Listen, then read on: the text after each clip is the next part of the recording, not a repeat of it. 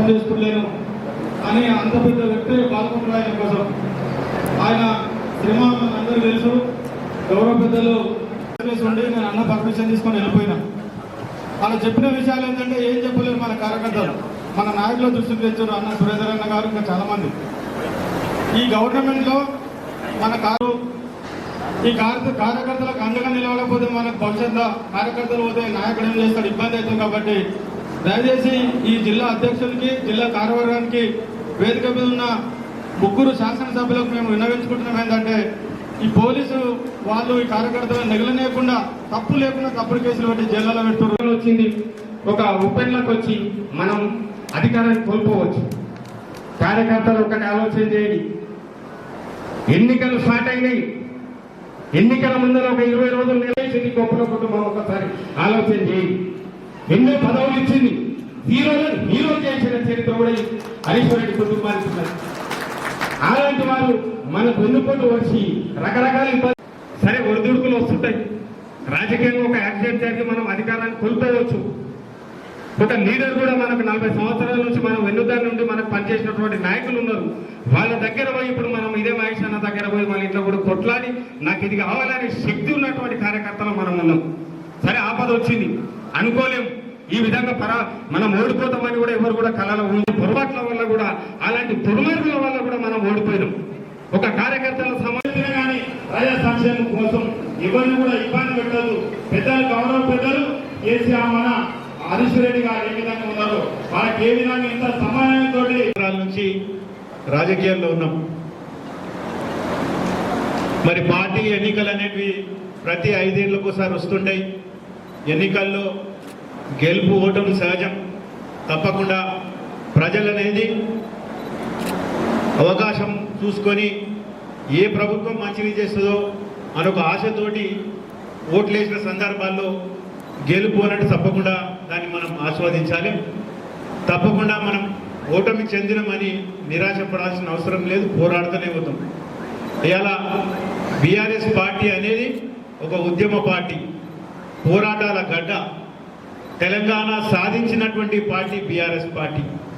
ఒక ఉద్యమ పార్టీగా వెలిచి దాదాపు 14 సంవత్సరాలు పోరాటం చేసి ప్రజలను, యువకులను, ఉద్యోగస్తులను అందరినీ కూడా ఏకం చేసి కొట్లాడి అలా తెలంగాణ సాధించినటువంటి తెలంగాణలో గడిచినటువంటి 10 సంవత్సరాల్లో అనేక సంక్షేమ అభివృద్ధి కార్యక్రమాలు చేసినటువంటి పార్టీ కూడా బీఆర్ఎస్ పార్టీ. దాంతోపాటు అత్యధికంగా సభ్యత్వాలు ఉన్న పార్టీ కూడా, ప్రాంతీయ పార్టీ దేశంలో ఏదైనా ఉందంటే అది బీఆర్ఎస్ పార్టీ. అదంతా కూడా మరి కేసీఆర్ గారి చలవనే, వారి నాయకత్వంలోనే ఇలా ప్రజలందరూ కూడా గడిచినటువంటి 10 సంవత్సరాల్లో సురక్షంగా, సుభిక్షంగా, ఆర్థికంగా అన్ని రంగాల్లో ఇలా పురోగతి చెందినటువంటి రాష్ట్రం ఏదైనా ఉందో దేశంలో అంటే అది తెలంగాణనే. ఆ ఘనత కూడా ఒక కేసీఆర్ గారికి దక్కింది. ఇలా మనం చూస్తున్నాం. గడిచినటువంటి 10 సంవత్సరాల్లో అనేక సంక్షేమాలు చేసినాం. దేశంలో లేనటువంటి సంక్షేమాలు ఇలా రాష్ట్రంలో చేసి ఆ సంక్షేమాలన్నీ కూడా ఇతర రాష్ట్రాలు, దేశం కూడా మనను కాపీ కొట్టి అందరూ కూడా ఆదర్శంగా తీసుకొని ప్రజలకు సంక్షేమాలు ఇచ్చారు. ఇలా నిన్ననే మనం అంబేద్కర్ జయంతి చేసుకున్నాం. ఇలా అంబేద్కర్ గారు ఏం చెప్పారు మనకప్పుడు, తెలంగాణ అనేది వచ్చిన సందర్భంలో ఆర్టికల్ 3 పెట్టిన అంబేద్కర్ చలవనే ఇలా తెలంగాణ వచ్చింది. ఎప్పుడైతే చిన్న గ్రామాలు, చిన్న మండలాలు, రాష్ట్రాలు ఏర్పడతాయో అప్పుడే అభివృద్ధి చెందుతాయి, పురోగతి చెందుతాయి అనే నిదర్శనమే ఇలా తెలంగాణ. ఎందుకంటే మనకు వచ్చినటువంటి సంపదను అంతా కూడా ప్రజలకు పంచాలి, అభివృద్ధి చెందాలి. ఇలా తలసరి ఆదాయంలో కానీ, జిఎస్డిపిలో కానీ, జీడిపిలో కానీ ఇలా మన రాష్ట్రం దేశంలోనే మొదటి స్థానం, 2వ స్థానం పోయింది. కానీ నిన్న మొన్న చూస్తున్నాం మనం మళ్ళీ 14, 13 స్థానానికి పడిపోయినాం.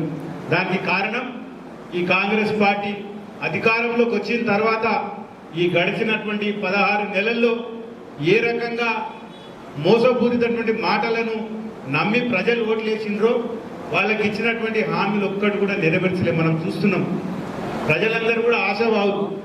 కేసీఆర్ గారు ఎన్నికల్లో ఎప్పుడు చెప్పలే నేను ఇవన్నీ సంక్షేమాలు ఇస్తాను. 1000 రూపాయల పెంచిన తర్వాత తప్పకుండా గ్రామ స్థాయిలో కూడా మళ్ళీ మనం కమిటీలు వేస్తాం.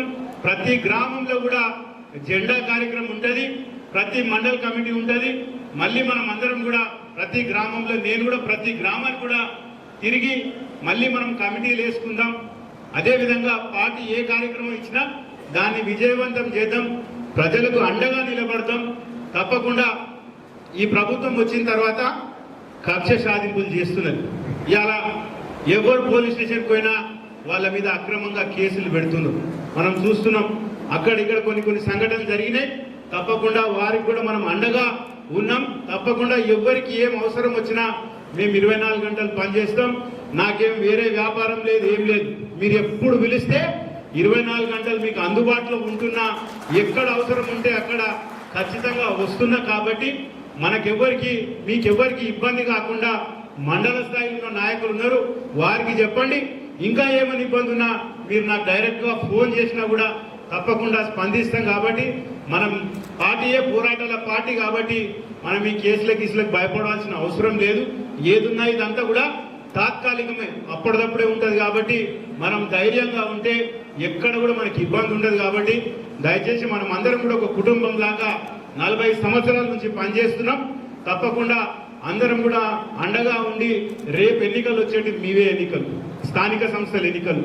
ఇలా ఎన్నికలు అయిపోయి దాదాపు 5 ఏళ్ళు పూర్తి అయిపోయి కూడా 1.5 సంవత్సరం అయితే కూడా ఈ ప్రభుత్వం ఇప్పటి వరకు కూడా ఎన్నికలు పెట్టడానికే వెనుకం చేస్తుంది. సర్పంచ్ల కాలం అయిపోయి దాదాపు 1 సంవత్సరం మీద 3 నెలలు అవుతుంది.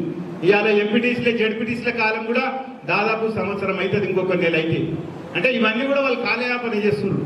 వాళ్ళకి ఎక్కడ కూడా పాలన మీద పట్టు మీద ఎక్కడ కూడా వాళ్ళకు తెలియదు. ఇప్పుడు కూడా ఆ ముఖ్యమంత్రికి ఉన్నటువంటి మంత్రులకు అవగాహన లేదు, పాలన ఎట్లా చేయాలనో తెలియదు. కాబట్టి తప్పకుండా కేసీఆర్ గారు 10 సంవత్సరాల్లో ఎక్కడ కూడా ఇబ్బంది కాకుండా ప్రజలను అందరినీ కూడా, ఉద్యోగస్తులను అందరినీ కూడా మరి కడుపులో పెట్టుకొని ప్రతి కుటుంబానికి న్యాయం చేసే విధంగా పనిచేసిండు. తప్పకుండా మన రోజులు ఖచ్చితంగా వస్తాయి. కాబట్టి మనం ఈ 3 సంవత్సరాలు కూడా ప్రజలకు అండగా ఉండి, కార్యకర్తలకు అండగా ఉండి, ఎవరికి ఏం ఇబ్బంది వచ్చినా పోరాటం చేయనికే మేము 24 గంటలు కూడా సిద్ధంగా ఉంటామని తెలియజేస్తూ, రేపు జరగబోయే మీటింగ్కు మీరందరూ ఏం నిర్ణయిస్తే, మండల స్థాయిలో ఉన్నటువంటి నాయకులందరూ కూడా ఏం నిర్ణయిస్తే దానికి తప్పకుండా అన్ని ఏర్పాట్లు చేసే విధంగా నేను ముందుకుంటా. కాబట్టి మీరు ఎవరు కూడా భయపడాల్సిన అవసరం లేదు. దాంతోపాటు ఆ రోజు 27 నాడు మన పార్టీ యొక్క ఆవిర్భావ దినోత్సవం. ఆ రోజు తప్పకుండా ప్రతి గ్రామంలో కూడా మనం జెండా ఎగిరేయాలి. మీరు దానికన్నా ముందే ప్రతి గ్రామంలో కూడా మన జెండా కట్టలు ఉంటాయి, దానికి రంగులు వేపించుకొని మీకు ఆ జెండాలు కండువలు అన్నీ కూడా పార్టీయే సమకూరుస్తుంది. అవి ఖచ్చితంగా ఆ రోజు పొద్దున్నే మనం 6 గంటలకే జెండా ఎగిరేయాలి. మనం ఇక్కడ నుంచి వరంగల్ మనకు దాదాపు 250 కిలోమీటర్లు. మనం వీడికి వెళ్ళి అప్ప వరకు పోయినాక ఆడ మనం అవుటర్ రింగ్ రోడ్ ఎక్కుతాం. కాబట్టి 250 కిలోమీటర్లు అంటే మనకు ఖచ్చితంగా 5 గంటల నుంచి 6 గంటలు ఈజీగా పడుతుంది. కాబట్టి దయచేసి మీరు పొద్దున్నే 7 గంటలకు వెళ్ళాలి. గ్రామంలో వచ్చినటువంటి వారు పొద్దున్నే గ్రామంలో ఇంత టిఫిన్ చేసుకుందాం, అక్కడనే ఏర్పాటు చేద్దాం. అక్కడ ఎవరైనా మన నాయకులు ఉంటారు, వాళ్ళు ఇంత చెప్తే ఖచ్చితంగా టిఫిన్ ఏర్పాటు చేస్తారు. మధ్యాహ్నం కూడా మనం పులిహోరన భోజనం ఏదో ఒకటి పార్సల్ తీసుకుందాం.